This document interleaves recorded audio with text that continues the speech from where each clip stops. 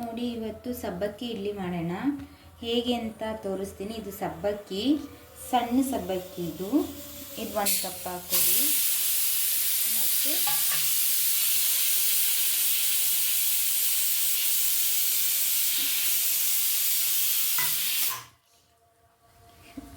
ಅವಲಕ್ಕಿ 1 ಕಪ್ಪು.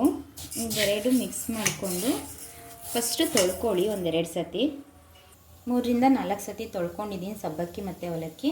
ಆ ಸಬ್ಬಕ್ಕಿ ಹಾಕ್ಕೊಂಡಿದ್ದ ಕಪ್ಪಲ್ಲೇ 1 ಕಪ್ಪು ಗಟ್ಟಿ ಮೊಸರು ಹಾಕ್ಕೊಳ್ಳಿ.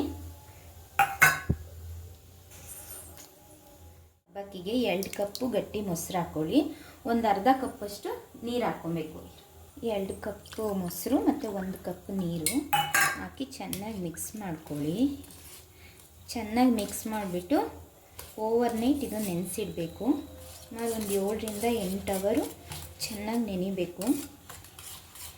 ಹೀಗೆ ಚೆನ್ನಾಗಿ ಮಿಕ್ಸ್ ಮಾಡ್ಕೊಳ್ಳಿ. ನೋಡಿ, ಈ ರೀತಿ ಚೆನ್ನಾಗಿ ಮಿಕ್ಸ್ ಮಾಡ್ಕೋಬೇಕು. ಚೆನ್ನಾಗಿ ಮಿಕ್ಸ್ ಆಗಬೇಕು.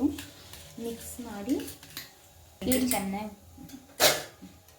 ನೋಡಿ, ಆಯ್ತಲ್ಲ. ಈ ರೀತಿ ಚೆನ್ನಾಗಿ ಮಿಕ್ಸ್ ಮಾಡಿಕೊಂಡು ಈ ಥರ ಬಂದಿದೆ.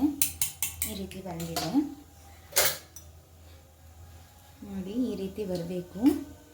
ಇದಾದಮೇಲೆ ಓವರ್ನೈಟ್ ಕ್ಲೋಸ್ ಮಾಡಿ ಇಟ್ಬಿಡಿ. 1 ನೈಟ್ ಪೂರ್ತಿ ಔಟ್ ಸೈಡಲ್ಲಿ ಇಟ್ಬಿಡಿ. ನೋಡಿ, ನವರಾತ್ರಿ ಏನು ನೆನೆಹಾಕಿದ್ವಿ ಸಬ್ಬಕ್ಕಿ ಮತ್ತು ಅವಲಕ್ಕಿ ಈ ಥರ ಆಗಿದೆ. ಇದಕ್ಕೆ ಮಾಮೂಲಿ ಸ್ವಲ್ಪ ಉಪ್ಪು ಹಾಕಿದ್ರೆ ಸಾಕು, ಸೋಡಾ ಎಲ್ಲ ಏನು ಬೇಡ. ಈ ಥರ ಆಗಬೇಕು. ಈ ಥರ ಚೆನ್ನಾಗಿ ನೆನಿಬೇಕು.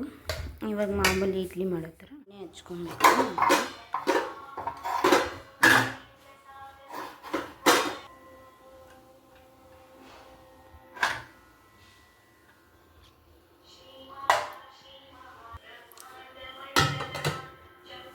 ಹಾಕಿ 10 ನಿಮಿಷ ಇಡ್ಲಿ ಬೇಯಿಸೋ ಥರ ಬೇಯಿಸ್ಕೊಂಡ್ರೆ ಸಬ್ಬಕ್ಕಿ ಇಡ್ಲಿ ರೆಡಿ ಆಗುತ್ತೆ.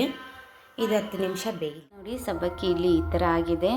ಎಷ್ಟು ಸ್ಮೂತಾಗಿದೆ ಅಂದರೆ ಮಕ್ಳಿಗಂತೂ ತುಂಬ ಇಷ್ಟ ಆಗುತ್ತೆ. ನೋಡಿ, ಇಷ್ಟು ಸ್ಮೂತಾಗಿ ಬಂದಿದೆ.